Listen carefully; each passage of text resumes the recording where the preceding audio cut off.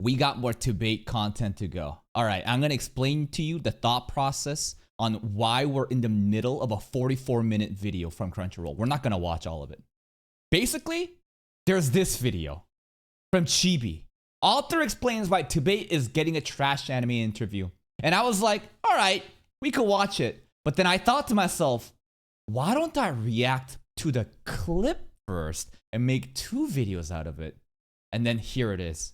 But then I realized it's only 54 seconds. I want to make it at least 8 minutes to add the mid-rolls in to make more money. So then we did a little detective work. And finally, here it is. This is the segment that they're talking about the TBATE anime, the production, how potentially the author got scammed by the industry. I don't know. Anyways, this shouldn't be that long. We're going to watch this to get full context before we dive into this, to do the due diligence. Let's go. Let's talk about the panel. More importantly, we announced that there's an anime adaptation. Anime adaptation. TBATE, The Beginning After the End, coming from TBATE. Studio ACAT. I am Studio ACAT. super excited. Thank you. Yeah. And I feel that this Bro got a JJK0 t-shirt. My man is an elite weeb. really like, and we've kind of mentioned it throughout the weekend as we've been working together. But this title, an American title, being turned into an animation by a fairly new studio. Right. How did that even how did come that about? happen? Like, how did they approach How you did about you get it? Like, Studio who approached you ACAT? about, like, kind of explain the process of how TBATE, like how we're here at the TBATE anime space now. Okay. Well, How do we get to a position where people are saying the end before the beginning? Please explain. let's. Long story short, I'll try to keep it concise, but Not gonna lie, bro. The author is handsome. And he's got a deep ass voice, bro. This dude a fucking Korean webtoon MC looking ass. Look at him. I don't think that's racist to say either. Look at it. He got the 2-part. The undercut, the 2-part. Bro, it's Sung Jin Woo. well, first of all, it's really humbling to be able to say that The Beginning After the End is now an anime. I was at a signing last night, and people were like, "Just congratulations!" And that's when it like really dawned on me, like, oh shoot, like it's out in the public now. I don't have to hide it, right? So leading up to it, I've known obviously for almost a year after the contracts were signed and things were actually moving. And when that happened, like the people at Tapas were coming up to me, like, hey, I think The Beginning After the End, that's like the first like American like web novel, web comic series that has been actually adapted into an anime. I'm like, yeah, and I think a lot of people think that this is a Korean series. The author is Korean, but I think he lives in America, and he published his content to Webtoon. I'm not too sure, but that's what the distinction here is between like why it's like they're calling it American. wait a minute. So I started Tapas is where TBATE is posted? Okay, so like rather than Webtoon, it's like the platform. He's Canadian? I thought he's American. Googling myself. Wait a minute. Yeah. So, and then, we would ask like professionals in the industry, like, hey, has this happened before? And I was like, no, it hasn't. Like, obviously there's like cases like Avatar: The Last Airbender, where there is a comic, but there is also a animation, but that's a bit of a different case. So I would say in this like kind of niche area where my story started off as a web novel in English and a web comic and being adapted into anime, it's the first. So I just thought that was really cool, and not to pat myself on the back, but it's just like, this means a lot for other creators.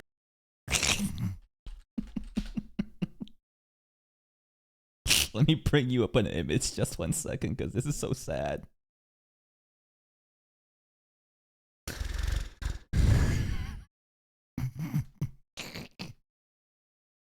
This is 2 months ago. The interview is from 2 months ago. And it's just like the way that he talks about his show. Clearly, it's such an amazing source material that's been well received by the public. And he's so excited, and it's like he's so humble about it too. But it's like Creators like me, where there are so many web novel authors in the space, and I'm sort of, or The Beginning After the End is sort of like paving that way so that more of those can happen, more of these animation adaptations can happen. If anything, I hope people will be more wary about just taking any offer. Do you think that he got scammed? Because to me, and we have to watch, I mean, we're getting clip chimped right now, right? It's a 44-minute fucking interview. But based on the way that he presents himself, it feels like he was so eager to make this an anime adaptation, to have this first record, and kind of took the first offer without really understanding what's the studio and who's the director, you know? So having this be like the pioneer, the trailblazer, the first, you know, of this category to get an anime adaptation, I don't know if it's that inspiring. It's kind of sad. So that's really cool for me. Absolutely. But yeah, to go back to your question, sorry, that was a bit of a tangent. No, that was good. That was good. To go back to your original question, when I first got the offer, that was, you know, here we go, the offer. Through Tapas. Tapas contacted me and said, hey, you know, Crunchyroll wants to do an original, you know, co-pro of The Beginning After the End. That's pretty big. Like if like it's not Studio ACAT wants to do it, it's more, hey, Crunchyroll wants to do a deal with you. I would take the bait. As much as we shit on Crunchyroll, it is the distribution platform, right? Everybody pretty much is on it. So yeah, it makes sense why he'd take it. And I was like, wait, seriously? Little me? But of course I said yes. It's like, let's make it happen. Like, yeah, I want it out there. I want it, you know. Oh my God, Crunchyroll scammed TBATE author. You heard it here first, folks. It's not Studio ACAT. Crunchyroll came in with their brand and scammed this young gentleman. Oh my God. I want it done. And so when... Title of today's video, how Crunchyroll scammed TBATE's author into a mid-anime. I believe Crunchyroll was looking out for different studios. ACAT was one on the list. And what appealed to, I believe, Crunchyroll, Tapas, and myself was the fact that, A, the director knew of my story even before it was pitched. Really? Okay. All right. Let's. No, where'd it go? No! Does anyone know where we were at? Fuck! They've had several titles under their belts, being a night about like how they had researched quite online. Was the fact that, A, the director knew of my story. We're here. Okay. The reason I'm going here is to show you this. So I will now bring you up the, you know, this website. We love this website. I like it more than my anime list, low-key, because of the UI and the layout. Beginning after the end. So let's do some research. Studio ACAT, and then he's talking about the director. Damn, look at this guy, bro. Look how handsome he is. God damn, I gotta stop simping for him. Studio ACAT and the director. Remember, look at the staff. Let's pull out the director. Keitaro Motonaga.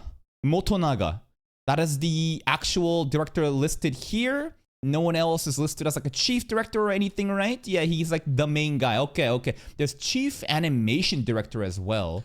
But I think this guy is like the director that he's talking about, right? If we look at Studio ACAT, what the fuck have they done that compels you? Like, 2004, 2015, what the hell is this? I don't know. The ratings here are pretty fucking bad by any list standards, right? I don't know. It's 57. It's like, it can barely pass the 60. This one genuinely is so mid. I remember watching this. I remember watching The Strongest Made. This is the one where like the human is in the demon side, but like the human is like, you know, basically role playing as a demon. And he's like trying to like unite the two. But to me, the overall story was so fucking mid, just carried by the waifu designs, that I dropped it at episode 2. I was genuinely so bored of it. And if you look at the other one, there's Mushoku no Eiyu. What is this, bro? It hasn't aired yet. It's gonna come out. Mushoku no Eiyu? All right. Anyways, like, this is their resume.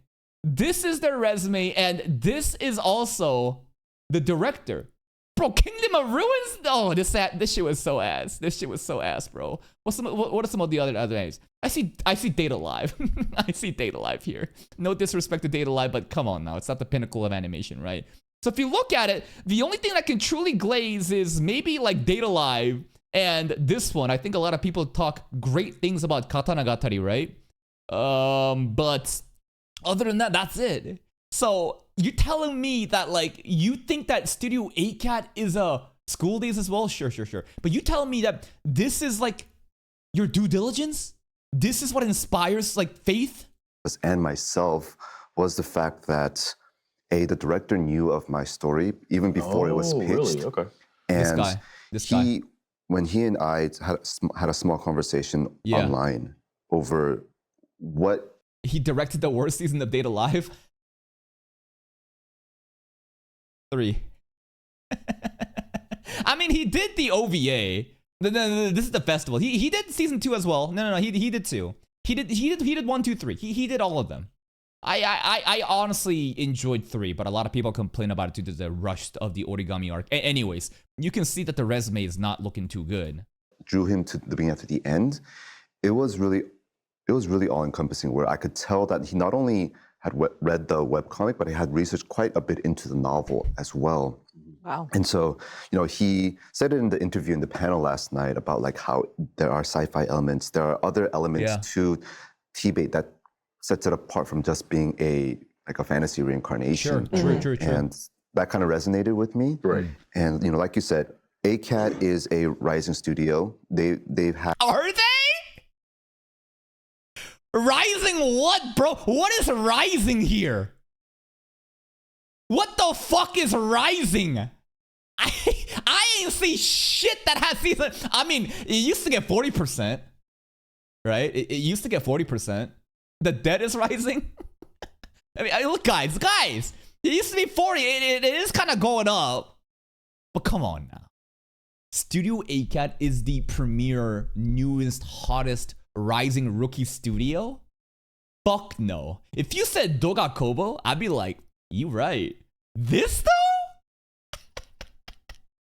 This though? Had several titles under their belt. What but titles? Another big reason why I wanted to really. Doga Kobo was old? I thought that shit was recent. I don't know why I thought their first anime was Oshinoko. Invest TBATE into ACAT was the fact that they wanted to put their all into it. The lies! Dude! He got scammed! He straight up got scammed! The fucking director did his research, bro? The director was like, oh yeah, I read your show, bro. And I like the sci-fi elements of it, and we're gonna go all out with this new rising studio cap. That's just actual fucking fraud. That is 100% fraud robbery. And I wouldn't be able to have that same confidence with a bigger studio. Why wouldn't you? You think that like a smaller studio would like somehow treat you better? Like rather than going big corpa, you want to work with the indies and maybe the indies would care about you? I don't think this is the case. Absolutely not. Where they have so many main IPs, like so many major titles that they have on their roster that they need to also work on. What titles? I was afraid that. Oh, sorry. The big titles. The logic is like Studio Mappa, Madhouse, JC Staff, the other big ones. They have so many different projects that they could not possibly focus on one thing. So his logic is if they work with ACAT, then like maybe they would be able to put everything in. Dude, I think JC Staff's fucking D-list and tier. Straight up. I genuinely believe that. Where's JC Staff, bro? I think that JC Staff's fucking C to D list animes would have been way better. Like, I'm not even asking for a Danmachi or like a Railgun, S tier priority team. If we had like Mao 2099, which is somewhere in between like A to B, bro. Or even this show that's airing right now, The Boy Girl, a very simple, lightweight show, I bet it would have been better. I bet that shit would have been better than fucking Studio ACAT going all out. What the fuck is all out, honestly? The beginning at the end would kind of get bogged down just a little bit. But with ACAT, one thing that I was reassured by was the fact that I could, be a bit more involved, have more conversations, and really work together to come up with a really strong anime. Yeah, that's great. I'm sure that's a really good feeling as a creator, especially with now the added, I don't know if it feels like pressure to you. If it was me, I feel like I would feel pressure of like, oh, the first American comic that's getting adapted. I would be like, whoo. So like having this girl straight up saying it. She's like, yo, pressure's on, man. It's the first fucking American comic on top of us getting an anime. I better be good, right? Like, oh, the stakes are high. This right. It's a chibi video. Wait, go back. Having that kind of connection to the studio, to your point, where it's, you know that director is really invested in your work. He ain't invested, bro. Listen, a director or a studio that is directly working with the author, like White Fox, Studio White Fox and ReZero, yeah, they are locked in. They see the vision and they're able to translate the source material into animation that the original author's intention was there. You think that this shit is happening here? Are they actually talking? I wonder. I wonder if there's actual collaborations and feedback. Because honestly, if I was the author of TBATE and I saw the first 2 anime episodes, turtle me, bro, I'd be like, I'm done. Fuck this anime. I literally cancel the project. Burn bridges. My source material is so much better than the anime. This fucking production staff, this anime studio doesn't deserve it. I would burn bridges and fucking make sure that, like, I would make a public outcry. Straight up. Maybe it's the worst thing you could do in terms of like networking and having like, you know, like future like collabs and stuff. But genuinely, this is what you want your legacy to be like this though? You want the legacy to be this? It's like literally we're laughing watching the anime. It's still an enjoyable watch for me, but I'm treating it as a fucking shitty isekai carried by the story. It's so sad.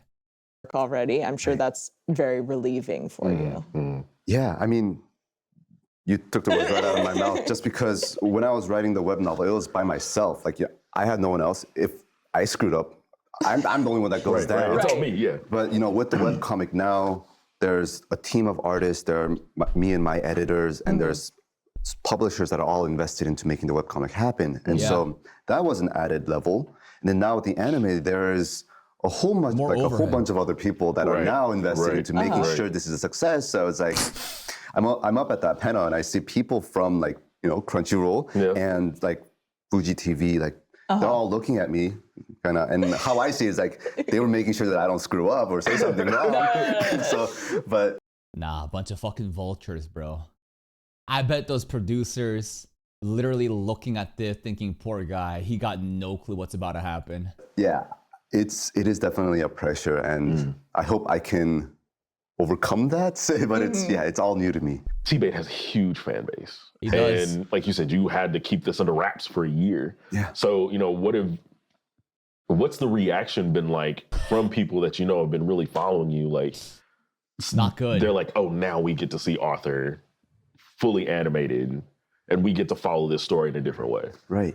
Yeah, I mean, like I said before, I've known of the anime for a bit longer than the people now, but you know, since we made the announcement of the panel, people have been asking me, like people in my Discord server, like, hey, so what is it, right? And I would like kind of troll them and just say, I want to see the group chats, bro. I want to see the Discord servers about what they're talking about the anime now. Things that would throw them off. Yeah.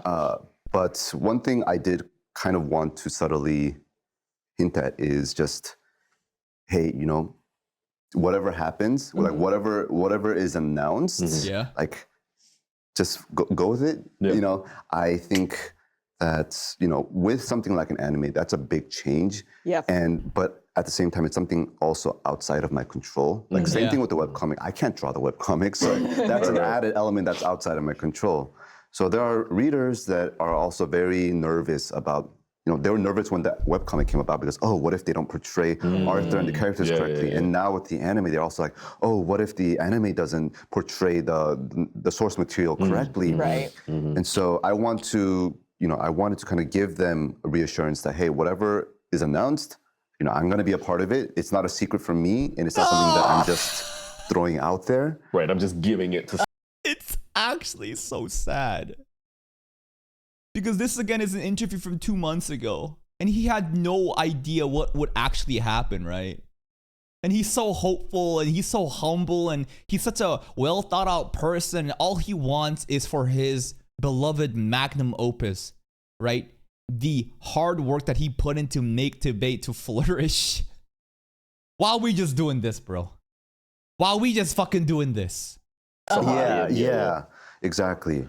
And so, you know, that's kind of what I wanted to hint at to my readers. But yes, I kept it a secret for too long. And so the fact you're trolling in your own Discord is hilarious.